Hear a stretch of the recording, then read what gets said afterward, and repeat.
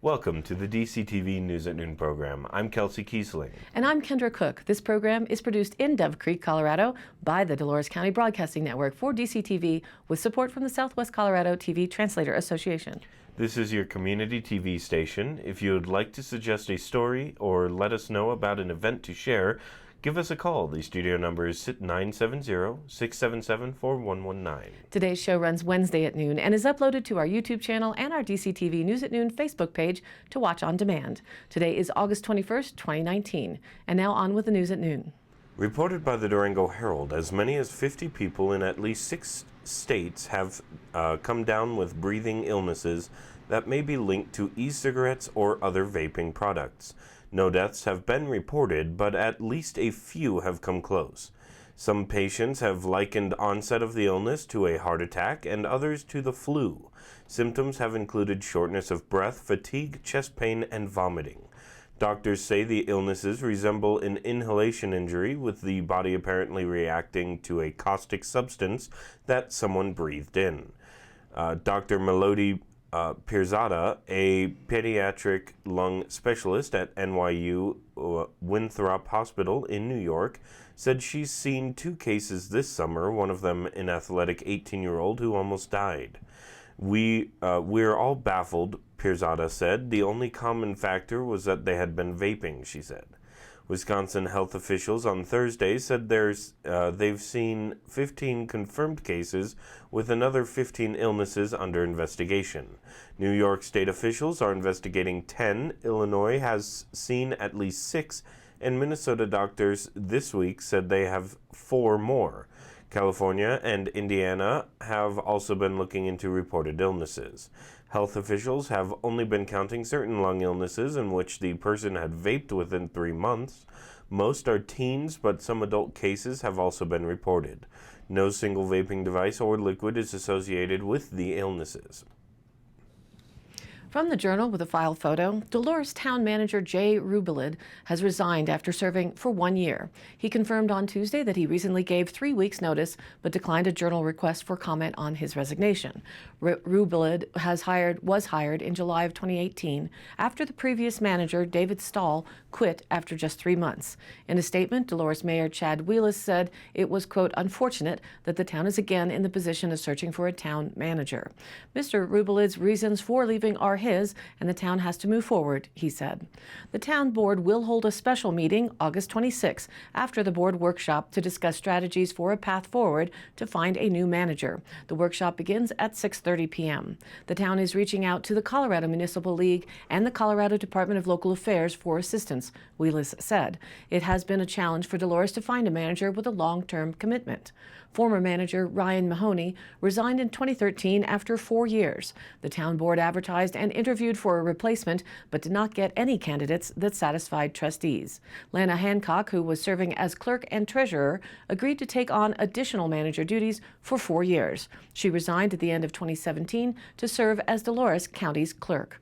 Other small towns also struggle with finding a long-term manager, Wheelis said. For example, Silverton has had 9 town administrators in the last 12 years. When Rubelid was hired, the salary range for the Dolores Town Manager position was between $65,000 and $75,000. As manager, Rubelid moved the playground project forward, supported needs of the Senior Center program, negotiated a community orchard agreement at Joe Rowell Park, and obtained a $25,000 planning grant. He also applied for an $80,000 grant for playground equipment, and the town is a finalist for approval. From the Cortez Journal, an ethics complaint was filed this week with the Durango Clerk's Office, the second allegation of wrongdoing in less than a month. The 2 complaints, one filed August 2nd and the second submitted Monday, are the first of the city's Board of Ethics. The first the city's Board of Ethics has had to review since 2016, when it dismissed allegations against former city councilor Sweetie Marbury. Said Deputy City Clerk Chris Vicari. It's quite rare for the city of Durango, she said, of formal ethics violations. The Durango Herald has filed open records requests seeking access to both complaints. The city denied the Herald's first request for access to the August 2nd complaint, citing confidential or privileged information, and did not immediately respond to the second request. City staff members say local ethics rules prohibit releasing information about an ethics complaint before the ethics board has had a chance to screen the allegations for validity. According to city rules, ethics complaints are not made public before they have been screened by the ethics board for fear an allegation could harm the reputation of an innocent person and is contrary to the public interest. As we reported on from the Journal on Monday, on Tuesday, Governor Jared Polis visited Memorial Rock, the famous house-sized boulder that on May 24th wiped out a large section of Colorado Highway 145 northeast of Dolores. Photos Jim Imiaga. Polis marveled at the size of the boulder and the fast-track repair job by the Colorado Department of Transportation that cost $1.12 million. The boulder was one of two that fell that day from a cliff band 926 feet above the roadway. Neither of the giant rocks injured anyone. One boulder, the smaller one weighing only 2.3 million pounds, created a crater in the roadway and had to be blasted to smithereens. The other, the bigger boulder, weighing in at 8.5 million pounds, came to rest on the shoulder and was named Memorial Rock by the governor's office because it came down late Friday afternoon before the Memorial Day weekend. When the two boulders fell, CDOT crews mobilized to assess the situation and begin the process of opening up the key travel route, said CDOT official Mike McFaw. Within 68 hours, we had one lane open and traffic moving again, he said. 2 days later, emergency bids were put out for the work to clear and repair the highway. In 9 weeks, the highway was fully repaired and did not have to be rerouted. CDOT Superintendent John Palmer provided details of the rockfall damage. Memorial Rock traveled 1,850 feet, and when it hit, it created a 30-foot wide, 15-foot deep gouge in the highway. The other boulder that was blasted apart landed on the roadway and created an 8-foot deep crater. When I got the call, it was for possible large rocks in the road. Quite the understatement, he said. Polis thanked the numerous contractors, some of whom were in the crowd, for the repair work and recent rock hazard mitigation in the valley.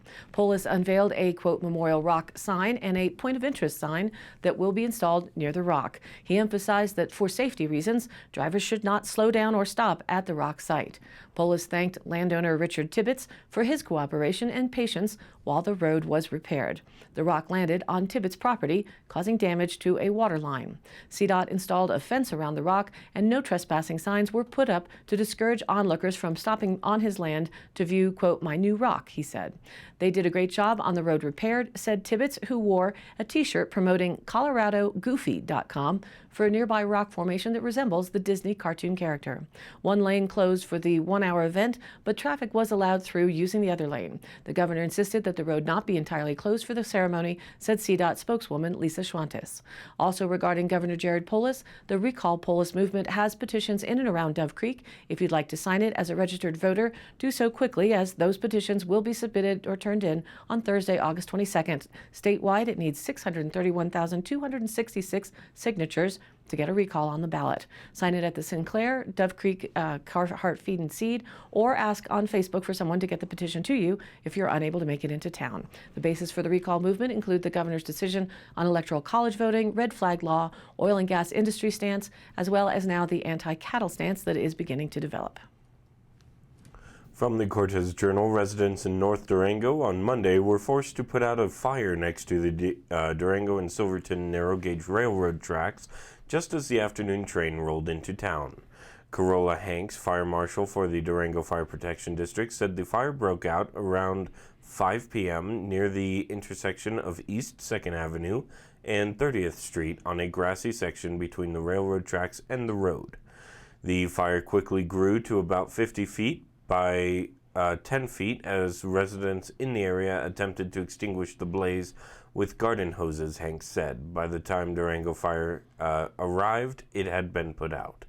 Hanks said a full investigation into the cause of the fire wasn't conducted because of its relatively small size, and as a result, fire officials can't say with certainty whether it was started by the DNS&G. Dick Waltz, an attorney representing the DNS&G, wrote in an email Tuesday afternoon that the cause of the fire had not been determined and added that a transient van was observed leaving the area after dumping their cigarette butts. Neither witnesses nor fire officials interviewed for this story noted the presence of a van dumping cigarette butts in the area. Durango Fire Chief Hal Doherty said typically a fire has has to cause property damage or injuries to set off a full-scale investigation into the cause, but that didn't happen with Monday's brief blaze. And now let's take a look at the weather. Today, more sunshine with a high near 89 degrees, light and variable winds becoming southwest at 5 to 10 miles an hour. Tonight, mostly clear with a low around 56 degrees, southwest winds around 5 miles an hour becoming east in the evening, and still dry and then gusty winds coming in for Thursday with a sunny day and a high near 88 degrees. Southeast winds 5 to 10 miles an hour become southwest in the afternoon with gusts as high as 20 miles an hour. Hopefully that boggy draw prescribed burn will not be affected by the gusts. And into Thursday night, partly cloudy with a low around 53 degrees, southwest winds 5 to 10 miles an hour. Friday, mostly sunny with a high near 87 degrees, southeast winds 5 to 10 miles an hour becoming west in the afternoon. And Friday night, mostly clear with a low around 55. And then the same hot and sunny weekend is on tap. We'll have to remember how this feels in the middle of winter. Saturday will be sunny with a high near 89 degrees. Saturday night, mostly clear with a low around 56. Sunday, sunny with a high near 91. Sunday night, clear with a low around 57. And then the pattern stays the same headed into the last week of August.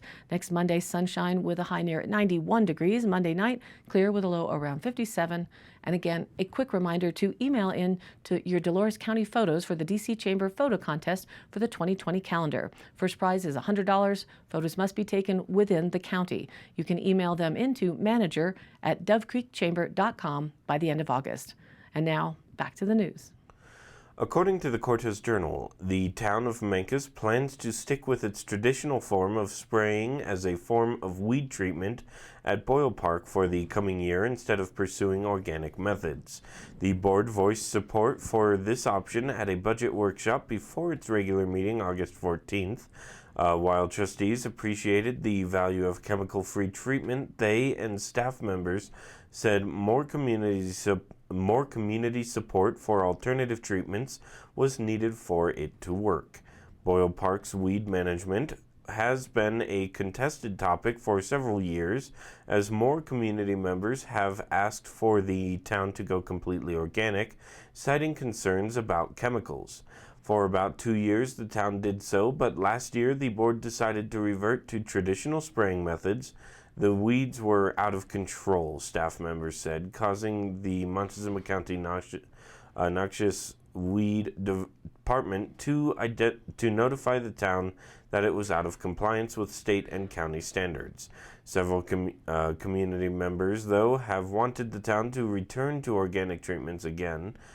Town officials have been in talks with Be Happy Lands, a Durango-based organic weed management company, and the town received a bid from the organization for just under $7,000.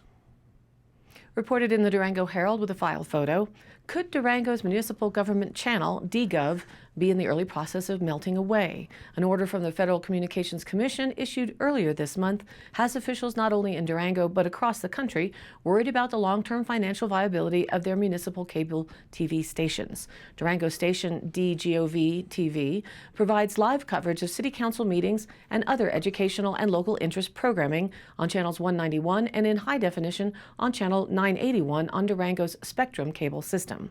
On August 1st, the FCC ruled that cable television providers can deduct the value of in-kind services provided to cities, such as the value of the bandwidth used by municipal TV stations and free cable subscriptions to government buildings, such as schools, libraries, and fire stations, against a maximum 5% franchise fee of gross revenue that cable companies must pay city governments for access to rights-of-way for their cable lines.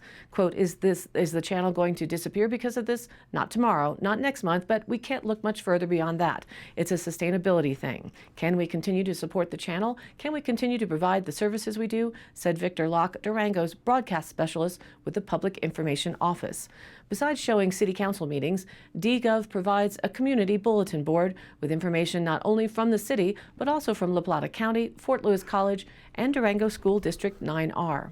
In addition, DGov provides shows of state interest from the Colorado Communications and Utility Alliance and educational programming in English from the German public international broadcaster Deutsche Welle. It also has a city council wrap-up show, The Council Connection. The show, scheduled after city council meetings, gives a 5 to 10 minute digest of the meeting hosted by Mayor Melissa Youssef. Joy Sims, Vice President of Strategic Communications for the National Cable and Television Association, said cable customers will ultimately benefit with lower costs from the FCC order. The order bars municipalities from double charging for rights-of-way access for internet lines, mobile phones, networks, or other telecommunication equipment once a cable company has already paid for rights-of-way access for its cable TV network, and that will keep costs down, she said. Also, she said requirements that cable companies provide bandwidth and other support services for government channels for free, referred to as in-kind services, are effectively ways to expand the 5% cap on a franchise fee that cities can charge cable companies. Those practices, too, she said, ultimately hurt consumers with higher prices and slower expansion of broadband internet by cable TV companies. She cited comments issued by Michael Powell, NCTA President and CEO, praising the FCC order, saying American consumers expect and deserve next-generation broadband networks and shouldn't have to see that progress slowed by some localities' attempts to evade Congress's statutory framework and impose duplicative taxes and fees. In a filing by NCTA to the FCC concerning its order on franchise fees, NCTA lawyers stated the order should, quote, help rein in abusive practices and overreaching by franchising authorities who have long ignored the 5% cap on franchise fees and clear limitations on their ability to regulate non-cable services offered over cable systems to the ultimate detriment of consumers. Alan DeLolis, president of the Colorado Communications and Utility Association, said the FCC order has yet to become effective, but he expects the ruling to be published soon in the Federal Register, with orders typically becoming effective 30 days after publication. DeLolis said, in effect, the FCC's order essentially rewrites existing franchise agreements cities have with the cable providers in favor of the cable operator. Cities and municipal associations across the country, he said, are expected to challenge the FCC order in court, perhaps even seeking to delay implementation of it until after a court ruling. Quote, cities, perhaps including a number of collaborative efforts, will challenge this order in the courts based on the history that these, the franchise contracts between cities and cable companies, are negotiated agreements, he said. Our community DCTV television is a broadcast system, so the cable issues do not apply to us here in Dove Creek. From the Cortez Journal, students in Cortez and Dolores showed overall improvements in standardized testing in the past school year, according to the Colorado Department of Education. Results for the Colorado Measures of Academic Success administered in April were released Thursday by the CDE. The tests administered to grades 3 through 8 evaluate students' proficiency in English and math. State tests provide valuable information to our principals and teachers on where we can improve and how we can better support each student and class. Lori Hawkins, superintendent of Montezuma Cortez School District RE1, said in an email to the Journal. We are excited to see the continued improvement in achievements in math and reading in our elementary and middle schools and improved levels of growth across our district, especially for our students who qualify for free and reduced lunch and our Native American students. She also highlighted the district's improved graduation rate, which has increased by more than 20% in the past 6 years, with over 86% of RE1 students graduating in 4 years. Liz Richard, superintendent of Dolores School District RE4A, also emphasized students' improved performance on CMAS and emphasized that the district also uses additional evaluations. We are pleased to see growth overall in English, language arts, and certain grades growth in math. Richard told the Journal on Friday, this is just a piece of the full picture of our student growth. Our other measures also help us to see the targeted work we need to do for our students. Statewide, students saw higher growth in ELA than in math, a trend reflected in Montezuma County scores as well. Colorado Education Commissioner Katie Anthes lauded student growth but said work remains to promote an equitable education for all young people. From the Durango Herald, reported in the Pine River Valley Reporter, with a photo by Shannon Mullane. Governor Jared Polis and state officials announced Tuesday at Ignacio Community Library that the Southern Ute Indian Tribe and town of Ignacio will receive economic development assistance as part of a statewide program. The town and the tribe will participate in the 2020 Rural Technical Assistance Program offered by the Colorado Office of Economic Development and International Trade, or ODIT. The program provides economic development resources and strategies for rural communities across the state. ODIT accepted Ignacio into 2 programs, and the tribe will take part in a small business development program. Tribal council members, Ignacio town trustees, small business owners, growth fund leaders, and others packed into the second floor of the library to hear Polis's opening statement, and Betsy Markey, executive director of ODIT, announced the 2020 Rural Technical Assistance Program, or RTAP, recipients. In his opening statement, Polis emphasized supporting clean and renewable energy, cutting red tape around rural broadband development, and making changes to increase healthcare savings. He highlighted the state's commitment to fund the water plan and to bring financing and technology to farmers and ranchers. These areas are some of the building blocks of the economic ecosystem, Markey said. For the RTAP program, the goal is to assist those communities in accomplishing their economic goals, she said. Polis said RTAP is one way local communities can take control of their own destinies. Through the program, communities can leverage state partnerships and resources to take economic development into their own hands, he said. RTAP developed out of the Colorado Blueprint, a 2011 community-driven statewide strategy to spur Colorado's economy. The strategy focused on business development and job growth. In 2015, Colorado Blueprint 2.0 created the RTAP initiatives, according to the 2018 annual evaluation report for the program. This year, RTAP accepted 18 rural community applicants into 7 core programs that focus on developing tourism, outdoor recreation, entrepreneurship, co-working spaces, film festivals, and community identity. The Southern Ute Indian Tribe will participate in the Certified Small Business Community Program offered by the Colorado Small Business Development Center, SBDC. The program helps rural communities attract and retain entrepreneurs and small businesses. Recipients receive up to $30,000 to complete an action plan and up to $10,000 in coaching from the Colorado SBDC network.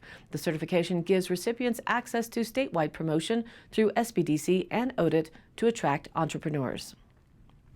According to the Durango Herald, drivers looking to buy a new electric vehicle are limited mostly to cars, but a new state rule could ensure more SUVs, Jeeps, and other models better suited to the Southwest Colorado lifestyle are available at dealerships. The State Air Quality Control Commission approved new air quality regulations last week, requiring automakers to sell more than 5% zero-emission vehicles by 2023 and more than 6% zero-emission vehicles by 2025, according to a news release. The commission passed the rule intended to cut ozone pollution on an 8-to-1 vote.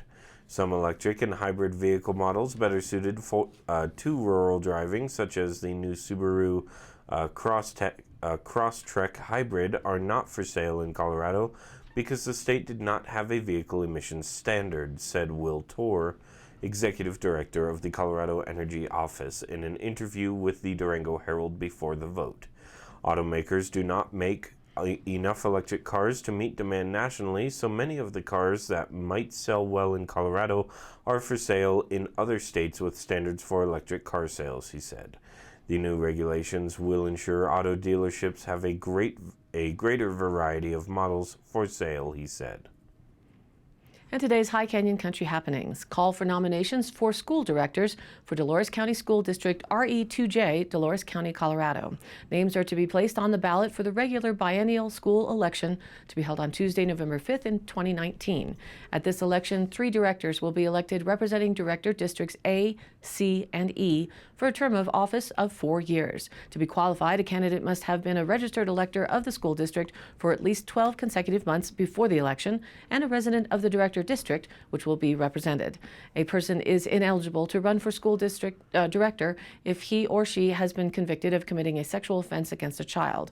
A person who desires to be a candidate for school director shall file a written notice of intention to be a candidate and a nomination petition signed by at least 25 eligible electors who are registered to vote in the regular biennial school election. Nomination petitions may be obtained at the Dolores County School District Office, 425 North Main Street, Suite B, in Dove Creek, with office hours being Monday through Thursday, 7:30 a.m. to 4:30 p.m. Completed petitions shall be submitted to Dolores County School District Office, again at 425 North Main Street, Suite B, no later than 4:30 p.m. on August 29, 2019. And August 23rd and 24th, Understanding the Chakras workshop at Yoga Durango. Join Yoga Alliance certified education provider Lynn Wickersham for this 2-day workshop that includes lecture and applied yogic practices designed to demystify the chakra system. Participants will gain an understanding of the functionality of each chakra, how to recognize when one or more chakra is imbalanced, and how to address imbalances through yoga, asana, pranayama, mudra, mantra, and other yogic and lifestyle practices. Hope I didn't screw that up too much.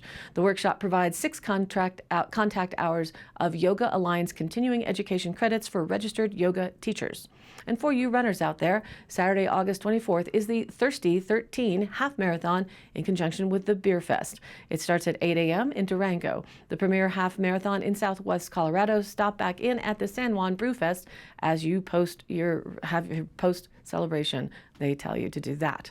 And I post up all of these High Canyon Country happenings on our Facebook page, which is DCTV News at Noon, so you can look up all the phone numbers, dates, and spellings of all these events. And we also upload our daily news to our YouTube channel, which you can search for with the same name, DCTV News at Noon. And the broadcast is also posted to the general Facebook page, where we add links to stories of interest, share other events or news, and where you can join in on the conversation too. That's your local community television station. So if you have something you'd like to share, contact us by email, dcbnnews@gmail.com, or call us at the station 970-677-4119, and we'll be happy to help. Thanks for tuning in. Whether it's for the broadcast, which airs here in Dolores County on channel 32.1 at noon, now Monday through Friday, or online on our YouTube channel or our DCTV News at Noon Facebook page, where you can watch it on demand anytime you would like. We would love to have you interact with the news program, add comments, or share stories there on our DCTV News at Noon Facebook page. And if you would, please like us there and share it with your family and friends. For Kendra Cook with DCTV and the Dove Creek News at Noon program, I'm Kelsey Kiesling. Thanks for watching.